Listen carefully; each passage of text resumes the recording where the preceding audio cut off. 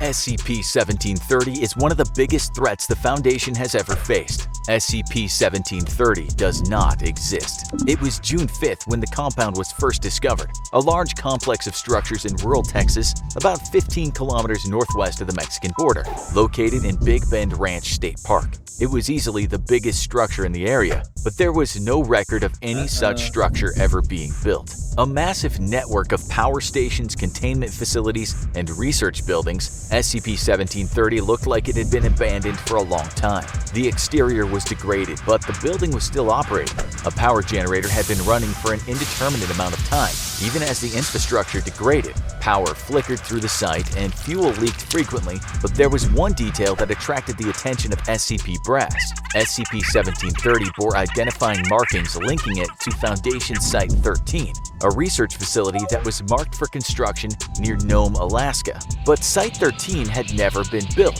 having been abandoned in the planning stages. So why is it in the middle of Texas, fully constructed and long abandoned? The Foundation needed to know more, and they needed their best to investigate. It was time to call in the Game Wardens. Apollo 3, the mobile task force used to investigate dangerous sites, was brought in, and 5 elite agents were briefed and sent in: Ross, Houston, Noah, Ohalo, and Vigo. It didn't take long for them to discover that something was very wrong with the site of SCP-1730. The facility was located in the middle of South Texas, but the local flora surrounding it was native to Nome, Alaska. Something had transported a building that shouldn't exist to another place and time.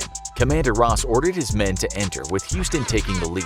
They discovered that the entry led down a long staircase. They descended slowly, following a strange light that no one could identify, but had a sudden shock when they discovered that the basement of the staircase was missing. The light suddenly stopped, and it became so dark that it was impossible to see what lay beyond the staircase. Upon probing the inky black void at the base of the staircase, they determined it wasn't a fog or shadow. It was a liquid, and it was rising. Ross ordered the men to pull back, but Houston was in too deep. He couldn't break free from the inky black liquid. The men pulled him away and got him free, but his legs were gone. Not ripped off because there was no blood anywhere, smoothly cut off, as if they were never there. And as they put Houston down, he stood up on phantom legs. He didn't feel any pain, but everyone could tell something was very wrong with this place. And the messages they started seeing on the wall made clear they weren't the only ones who knew it. What happened to Site-13? Death here. Not my body. Bleed. There had been other people or things inside SCP-1730, and they wanted anyone who entered to know that this was a very dangerous place to be.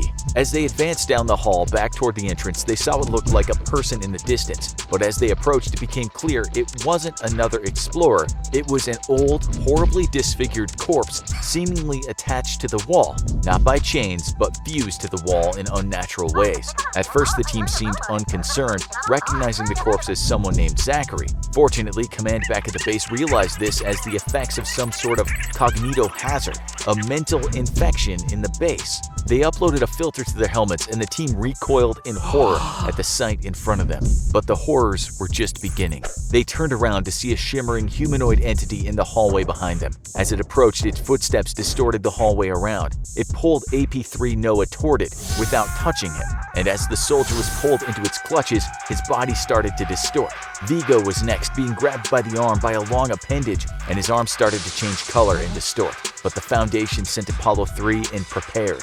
Houston produced a portable reality anchor designed to handle reality warping entities, and with a flash of red light, the creature was revealed. It was a horribly elongated humanoid that only existed for a second before the reality anchor erased it and restored the hallway to its normal state. Vigo would recover, with the strange red color in his arm fading eventually. Noah wasn't so lucky. He was already dead and had been fused into the wall just like the unfortunate corpse. These horrors had been encountered just by trying to return to the entrance, so it was clear the only smart thing to do was to descend further into the facilities and get some answers. As they advanced, not encountering any other supernatural entities, they saw more evidence of the dark things that had occurred in Site-13. The infirmary had been torn apart, a cafeteria had been melted into slag, and a large group of containment cells ended with a section called Olympia Class. But while most of the other cells were standard-sized, These were over 100 meters high. What had the Foundation, or whoever ran this place, been keeping in these cells? They would get more answers as they made their way down the hall, where they saw a single television still working and illuminating the hallway. At first, the television flickered, but the image soon cleared, and the agents were able to see what it was broadcasting. It was the interior of a containment cell, and there was someone in it, and they recognized them as one of the most dangerous beings contained by the SCP Foundation, Bobble the Clown, a predatory supernatural clown that inhabits a children's TV show. Bobble the Clown was broadcast by an unknown source and could only be seen by children under 10. Originally seeming to be a normal kid show about a clown, every episode eventually devolved into the murderous Bobble teaching kids how to do horrible things like arson and torture. The Foundation eventually captured and isolated Bobble's broadcast, but the clown remained hostile and vicious. But not here. As the team talked to the Bobble trapped in the mysterious Site-13, it became clear that this clown was broken by whatever it had experienced. It rambled, it hid from the camera, and it was clearly terrified as it told the team about the horrors of the site, and it seemed to recognize the agents as something familiar, but not completely familiar. It claimed to be able to smell them, and it said they smelled different. As Bobble rambled on, the agents learned about a man named Emerson who ran the site. Like the Foundation, he was obsessed with containing the strange and dangerous entities in the world. But unlike the Foundation, he didn't just want to protect the world from them, he hated them. The entities in Site-13 didn't even have numbers. Emerson wanted to use them up however he wanted and to dispose of them, and something Bobble called the meat grinder. Entities that outlived their usefulness were taken down below and none were ever heard from again. It was directly counter to every SCP Foundation policy, but this site had clearly been performing these horrible experiments for years. How? And why hadn't anyone heard of it? The team continued to make their way into the facility, but their signals were lost as they entered the cryogenics unit. By the time contact had been restored, they were no longer alone. There were survivors, both agents of the Foundation and survivors of the facility, and they were angry. With no way out and massively outnumbered, they called for backup. Mobile Task Force T5, also known as Samsara, was reserved for the heavy-duty missions. They're an elite group of practically immortal cyborgs fashioned from the flesh of a god and equipped with further cybernetic enhancements to eliminate Keter-level threats and to protect themselves from cognitohazards. They were sent in through a drainage gate to look for survivors and neutralize whatever lay within.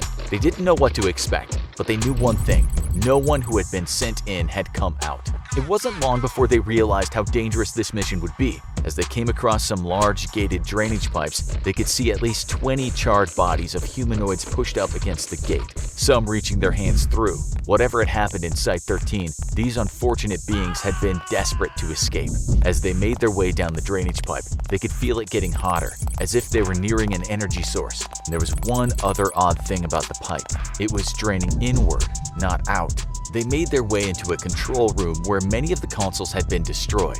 Looking through a window, their view was obscured by a mysterious black mass. On the control panels, they could read terms like incinerator and body pit access. They split up trying to find answers, but found many of their accesses blocked by the black mass. As the T5 task force argued over their next move, they were startled by a sudden jolt. The giant mass had started moving. The team watched as the mass spun, revealing a giant turbine, which turned the inky substance into a fine slurry that was then scorched by giant streaks of fire.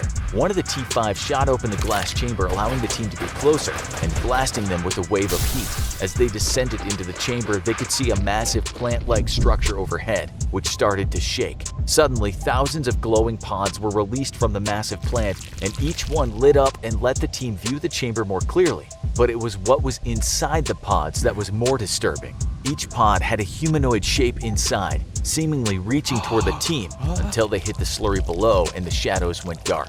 The team descended to investigate the slurry when something started to leak out of the walls. Looking at it, they could see something moving within. One of the team members picked up the wriggling object out of the black liquid and it took a bite of his hand. It was a leech, and there were thousands more of them moving toward the slurry, consuming it. And as the leeches ate, they started growing. They seemed to be moving in unison, communicating with a larger being lurking at the base of the slurry. A larger leech, a queen, or something else? The team wasn't sticking around to find out. They beat a hurried escape from the leech room, finding themselves in another hallway. Whatever the black substance was, the entities who had been here had used it, scrawling blood on the walls over and over again. Occasionally, they would come across a drained corpse covered in the black fluid. Had the leeches bled them dry? The facility was so sprawling that the team knew if they wanted any chance of navigating it safely, they needed to get the lay of the land. They needed to find the control center. The door read stairs to cryonics, and the leeches were nowhere to be found. It seemed like a safe path, but as soon as the team entered, the temperature dropped drastically to well below where it would be safe for a human to survive. The team's internal heating system kicked in to save their lives, but it wasn't the only threat. The team was about to encounter exactly what Site-13 was keeping locked up. As soon as they entered the room, sound ceased to work. The filters in their gear were overloaded, and the team saw warnings around the room. Silence. Don't look.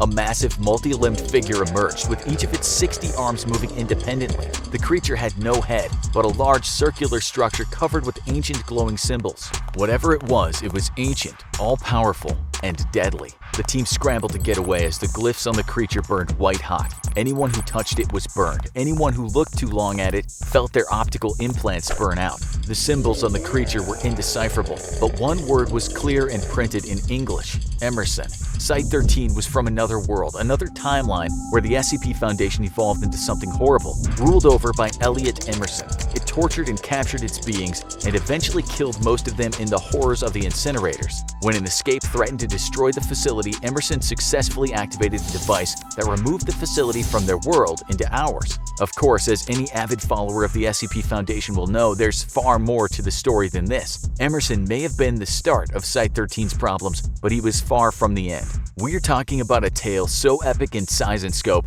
that it would be impossible to fit into one video. A tale of subterranean horror, a daring rescue mission into the bowels of Site-13, and an anomalous battle to end all battles. And you can look forward to that epic tale, including the horrifying story of Leech Boy and the tragic saga of Dr. Hadley in Part 2, the Samsara Extraction Mission. Trust us, it's worth waiting up for.